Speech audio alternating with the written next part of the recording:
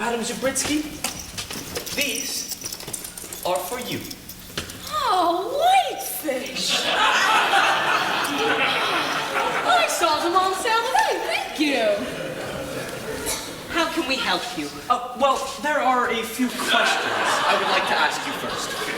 Questions! That's what they ask. When they point to you and you don't know, he knows. He knows what questions are. I could tell this one's going to be a good teacher. Would you mind, Master Tolchinsky, to ask us a question? Any question at all? Yeah, it would mean a lot to us. It's been so long since anybody's asked us a good school question. Please. Well, there are questions and there are questions. Would you like a question on mathematics or a question dealing with science? Or perhaps a philosophical question? Oh, the first one sounds good. The philosophical question. Ask us that. Very well, if you wish. What is the purpose of man's existence? Oh! Lanya! Have you ever heard such a beautiful question? I'm speechless. To think someone would ask us a question like that. Well, are you interested in the answer? Oh, not today, thank you. Be asked one question like that in a lifetime is more than we ever expected. The answer should be saved for somebody much more worthy than we are. But it's your birthright. Knowledge is everyone's birthright. Everyone not born in Kulyanchikov. I don't understand. You would if you knew about the nurse. What nurse? Not the nurse, she means the hearse. The hearse? The purse! What kind of purse? The kind of purse that inflicts the wrath of God upon all those poor souls that happen to be born in this pitiful village. Do you mean perhaps a curse? Curse! That's what it is! I knew it sounded like that. We were so close. So close. What is this curse you speak of, Dr. Zabritsky? Lenya, bolt the door. Draw the curtains. I don't know how to draw curtains. But I could draw a cat or a fish. Never mind. Just lower your voice. How low do you want? That's low enough. Get the book. It's on the shelf. Young man, have you ever heard of the curse of Kulyanchikov? I can't say that I have. You can't say that? It's not hard. Even Lenya could say that. The curse of Kulyanchikov. What is this curse, Doctor? 200 years ago, a curse was brought down on every man, woman, child, and domestic animal for generations to come, leaving each and every one of them, and you'll find this hard to believe, with no more intelligence than a bump on a log. Doctor, I don't believe in curses. Curses are old wives' tales. Oh, no, you're thinking of Noitchka. In Noitchka, all the old wives have tails. That was their curse. Ours is altogether different. But where did this curse come from? And who would inflict such a cruel punishment on such a peaceful and simple village? Who indeed? It's all documented in the Book of Curses. I thought you said you dusted this. I did. I put dust on it yesterday. She is asleep. Perhaps Pebble will awaken her.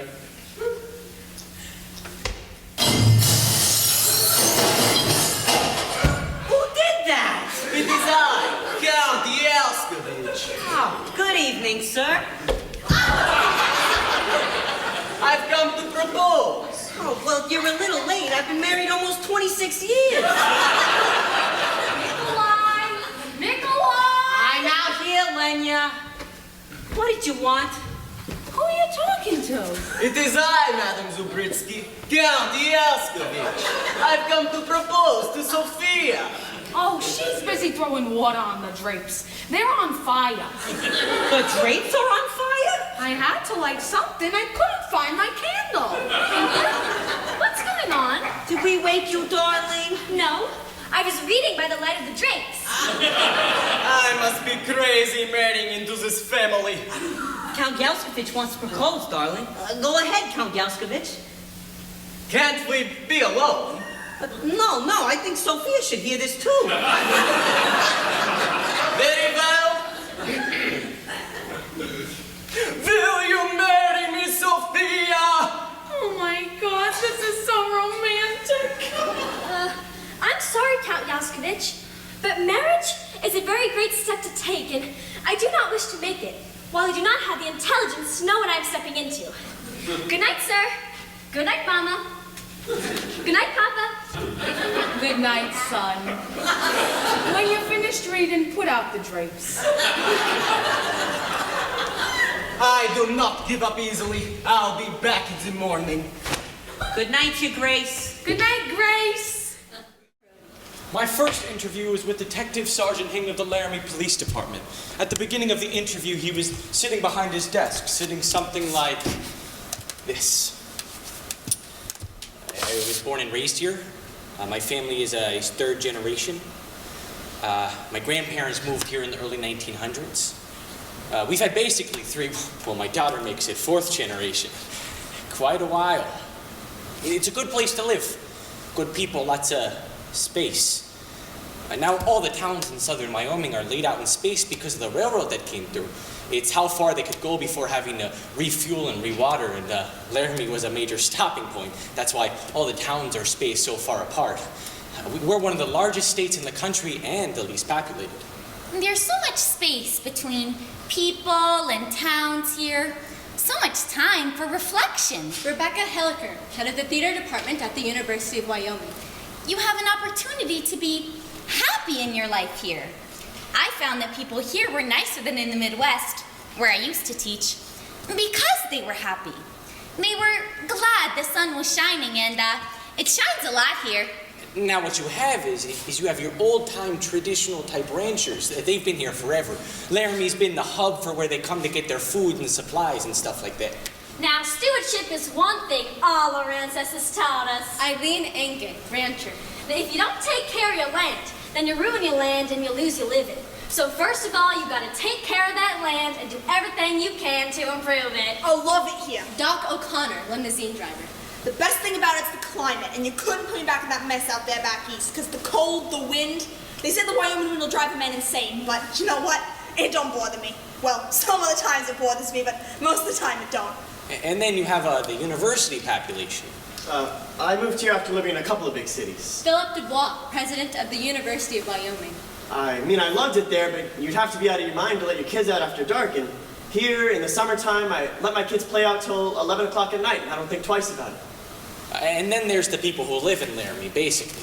I moved here from rural Texas. Zachy Salmon, Laramie resident. Now, in Laramie, if you don't know a person, you will definitely know someone they know. So it can only be 1 degree removed at most. And for me, I love it. I mean, I love to go to the grocery store because I get to visit with 4 or 5 or 6 people every time I go. And I don't really mind people knowing my business, because what's my business? I mean, my business is basically good. Laramie, Wyoming, often called the Gem City of Plains, is now at the eye of the storm. Aaron McKinney and his friend Russell Henderson came from the poor side of town. As a gay college student lay hospitalized in critical condition after a severe beating. People would like to think that what happened to Matthew was an exception to the rule. That is an extreme version of what happens in our schools on a daily basis. It's a tough business, as Matthew Shepard and all his friends knew, to be gay in a cowboy country. It was huge, yeah, it was herds, and we're talking hundreds of reporters, which makes a huge dent in this town's population. There's news reporters everywhere, news trucks, everywhere on campus, everywhere in this town, and we're not used to that type of attention to begin with.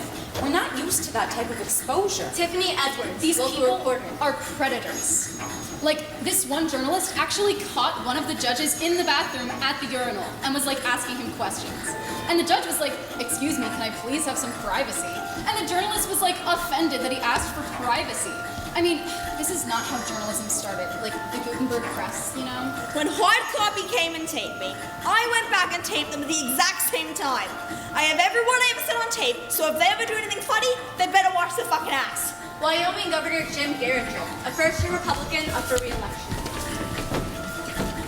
I am outraged and sickened by the heinous crime committed on Matthew Shepard. I extend my most heartfelt sympathies to the family. Governor, you haven't pushed hate crime legislation in the past. I would like to urge the people of Wyoming against overreacting in a way that gives one group special rights over others. We will wait and see if the vicious beating and torture of Mr. Shepard was motivated by hate. The family was also grateful that they did not have to make a decision.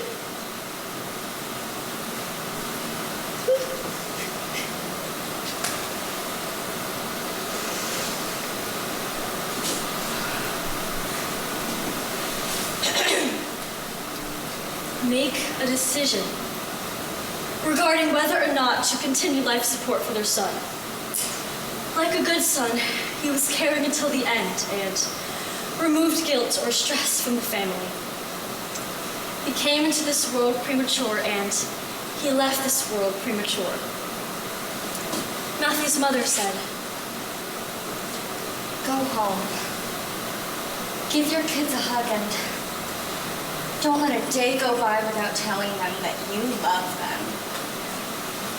And I don't know how I let it happen, but I lost it on national television. But you know, I've been up for 72 hours straight and gone home and gone to sleep for 30 minutes and had to come back in, and maybe I was just I don't know, but in a moment of complete brain deadness while I was out there reading that statement, I thought about my own 4 daughters and go home and hug your kids. She doesn't have her kids anymore. I think that's the focus that the university has taken, is that we have a lot of work to do, that we have an obligation to find ways to reach our students. And the question is, how do we move? How do we reach a whole state where there is some really deep-seated hostility towards gays? How do you do that? This is just the beginning. And guess who's auditioning for the lead role? My parents! Jedediah Schultz. So my parents were like, so what plays are you doing this year? And I'm like, Angels in America. And I told them the whole list of plays. And they go, Angels in America? Is that play you did in high school? That scene you did in high school? And I go, yeah. And they go, so are you gonna audition for it? And I go, yeah. And we get in this huge argument. And the best thing I had on them is that it was just after they'd seen me in a performance of Macbeth, and on stage, like, I murdered, like, a little kid and Lady Macduff and these 2 other guys. And she goes, you know, homosexuality is a sin. She kept saying that. And I go, Mom, I just played a murderer tonight. You didn't seem to have a problem with that. I tell you, I had never prepared this much for an audition in my life. Never, ever. Not even close. Mr. McKinney, I would like nothing more than to see you die. But now is the time to begin the healing process. To show mercy to someone who refused to show any mercy. Every time that you celebrate Christmas, a birthday, the 4th of July, remember that Matt isn't. Every time that you wake up in your cell, remember that you had the opportunity and the ability to stop your actions that night. Mr. McKinney, you took something from me that was very precious to me, and I will never forgive you for that. Mr. McKinney, I give you life in the memory of one who no longer lives. May you live a long life, and may you thank Matthew every day for it. You have made a simple choice. You know not how to choose a man. Romeo? No, not he. Though his face be better than any man's, yet his leg excels all man's, and for a hand, and a foot, and a body, though they be not to be talked on, yet they are past compare. He is not the flower of courtesy, but I'll warrant him, gentle as a lamb. Go thy ways, wench, serve God. What, had you dined at home? Oh no, but all this I didn't know before. Let's just heal our marriage. What of that? Lord, how my head aches! Oh, what a head have I! It beats as if it would fall into 20 pieces, and my back at the other side. Oh, my back, my back. Be sure your heart for sending me about to catch my death with jaunting up and down. Ay, Faith, I am sorry that thou art not well. Sweet, sweet, sweet nurse. Come, what What says my love? Your love says, like an honest gentleman, and a kind, and a courteous, and a handsome, and, I warrant, a virtuous. Where is your mother? Where's my mother? Why, she is within. Where should she be? How oddly thou replies. Your love says, like an honest gentleman. Where is your mother? Oh, God's lady dear, are you so hot? Mary, come up, I trow. Is this the poultice for my aching bones? Henceforward you do your messages yourself. Here's such a coiled comb. What says Romeo? Have you got leave to go to shrift today? I have. Then hie you to Friar Lawrence's cell. There stays a husband to make you a wife. Go, out to dinner, hie you sound. Hide a high fortune, honest nurse, farewell. Consider it not so deeply. These deeds must not be thought after these ways, so it will make us mad. Methought I heard a voice cry, sleep no more. Macbeth does murder, sleep, the innocent sleep. Sleep then hits up the raveled sleeve of care. The death of each day's life, sore laborer's bad. Balm of hurt minds, great nature's second course, chief nourisher in life's feast. What do you mean? Still it cried, sleep no more. To all the house, Macbeth shall sleep no more. Who was it that thus cried? Why, worthy Thane, you do unbend your noble strength to think so brain-sickly of things. Go, get some water and wash this filthy witness from your hand. Ah, why did you bring the dagger from the place? It must lie there. Go, carry it and smear the sleepy grooms with blood. I'll go no more. I'm afraid to think what I've done. Look on't again, I dare not! Give me the dagger. The sleeping and the dead are but as pictures. 'Tis the eye of childhood that fears a painted devil.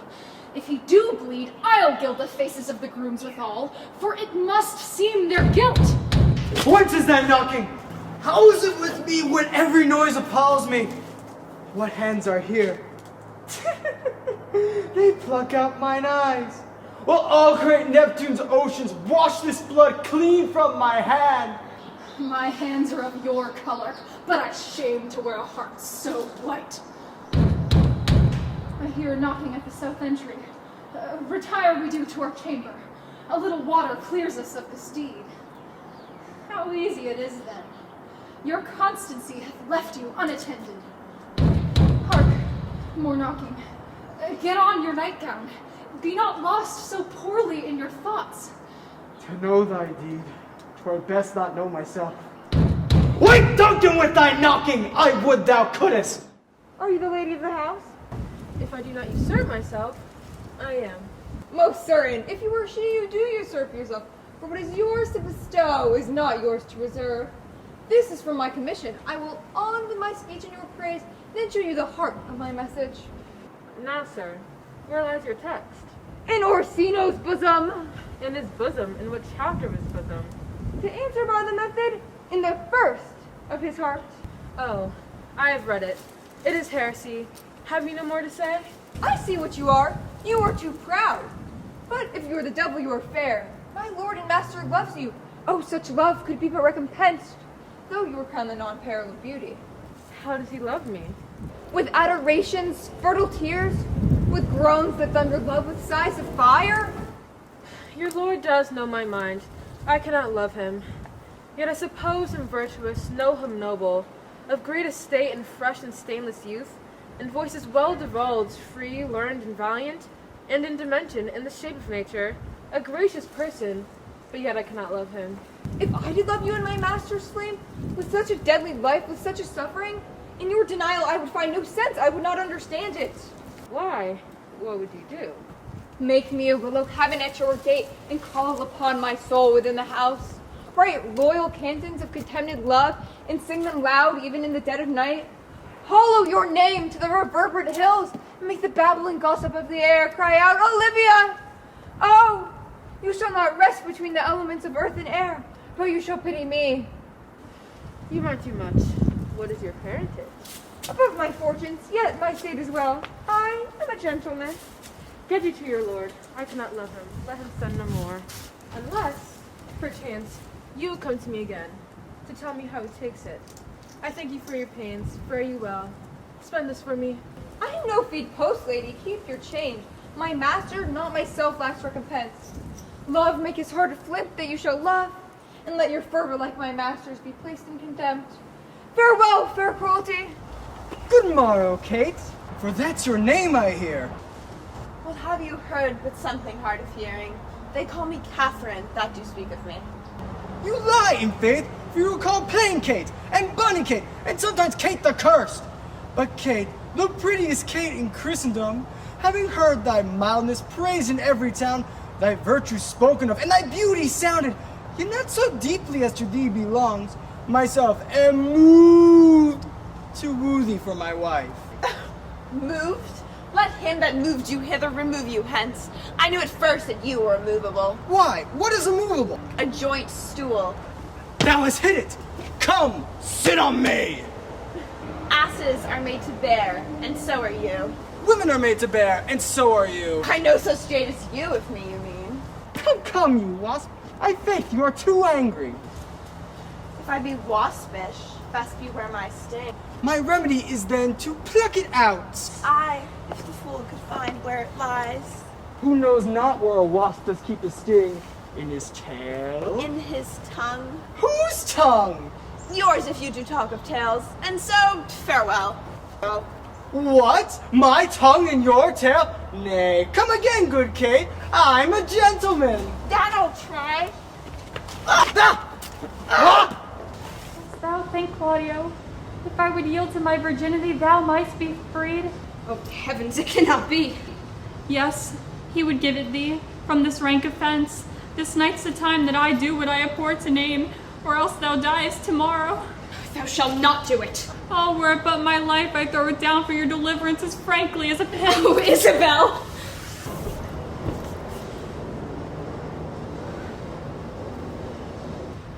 What says my brother? Death is a fearful thing. And shamed life a hateful. Aye, but to die, and to go we know not where. To lie in cold obstruction and to rot. To be imprisoned in the viewless winds and blown with restless violence round about the pendant world. Or to be worse than worst. For those that lawless and uncertain thought imagine howling. 'Tis too horrible. The weariest and most loathed worldly life that age, ache, penury, and imprisonment can lay on nature is a paradise to what we fear of death. Sweet sister, let me live. What sin you do to save a brother's life, nature dispenses with the deed so far that it becomes a virtue. Oh, you beast! Oh, faithless coward! Oh, dishonest wretch! Wilt thou be made a man out of my vice? It's not a kind of incest to take life from thine own sister's shame. I'll pray 1,000 prayers for thy death, no word to save thee. Nay, hear me, Isabella. Oh, fie, fie, fie, thy sin's not accidental, but a trade. Mercy to thee will prove itself a bawd. 'Tis best thou diest quickly. Oh, hear me, Isabella!